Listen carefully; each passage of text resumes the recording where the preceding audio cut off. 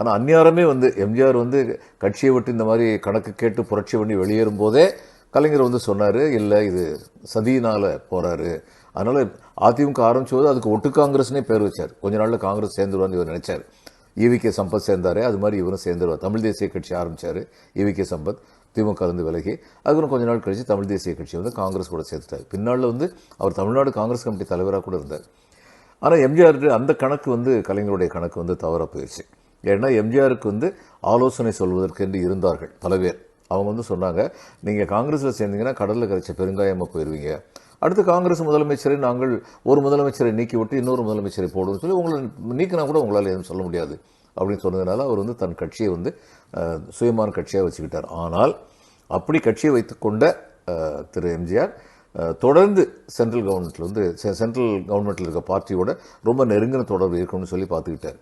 முதல்ல வந்து சோவுடைய ஆலோசனைப்படி 77 வந்து ஜனதா பார்ட்டி ஜெயிச்ச உடனே எம்ஜிஆர் வந்து மொரார்ஜி தேசாயை போய் பார்த்தாரு. அவர் மொரார்ஜி தேசாய் காலில் விழுந்து ஆசீர்வாதம் வாங்கினதை பல பேர் வந்து ரொம்ப தப்பாக இகழ்ச்சியாக சொன்னாங்க. ஆனால் எம்ஜிஆர் வந்து ஒரு அரசியல்வாதிங்கிற முறையில் இன்னொரு அரசியல்வாதி காலில் விழலை. தனிப்பட்ட முறையில் அவர் எப்பயுமே நல்ல பண்பாளர்.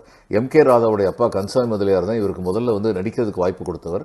அதை மறக்காமல் அவர் முதலமைச்சரான உடனே பதவி ஏற்பதற்கு முன்னால் முதல்ல எம்கே ராதா வீட்டுக்கு போய் அவர் ஆசீர்வாதத்தை வாங்கிட்டு அதுக்கப்புறம் பதவியேற்க போனார். அப்படிப்பட்ட நல்ல பண்புள்ளவர். அதனால் மொரார்ஜி தேசாயும் வந்து நாணயமான மூத்த அரசியல்வாதிங்கிற முறையில் அவர் காலில் விழுந்து ஆசீர்வாதம் வாங்கினார்.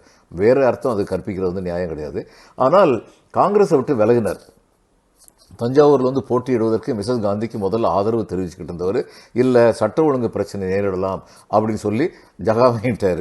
அதனால மிஸ்ஸஸ் காந்தி அங்கே போட்டி விடாமல் சிக்கமகளூர்னு சொல்லி கர்நாடகாவில் போய் போட்டிட்டு வெற்றி பெற்றார்கள். அது 2 வருஷம் இருந்த ஜனதா கட்சி ஆட்சியை வந்து மிஸ்ஸஸ் காந்தி ரொம்ப ஈஸியாக வந்து அசைச்சு பார்த்துட்டாங்க. 1980 வந்து ரொம்ப பெரிய பெரும்பான்மையோட இவங்க மறுபடியும் வந்து வெற்றி பெற்றாங்க. ஜனதா பார்ட்டி ஒரு 2.5 வருஷம் தான் இருந்தாங்க. ஆனால் வெற்றி பெற்றதுக்கப்புறம் எம்ஜிஆர் அவங்க சட்டம் பண்ணவே இல்லை. ஏன்னா அவங்க மனசுக்குள்ளே அவ்வளோ கோபம் இருந்தது.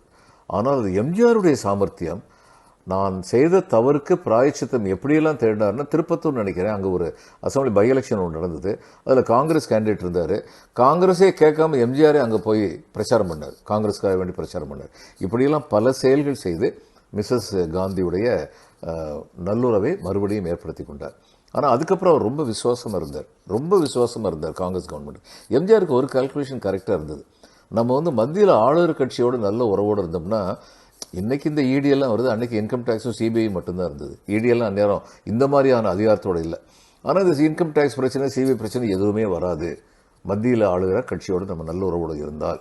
அதை தவிர இங்கே நம்முடைய நாட்டாமை தான் செல்லுபடி ஆகும் அப்படின்னு அவர் ரொம்ப தெளிவாக இருந்தார்.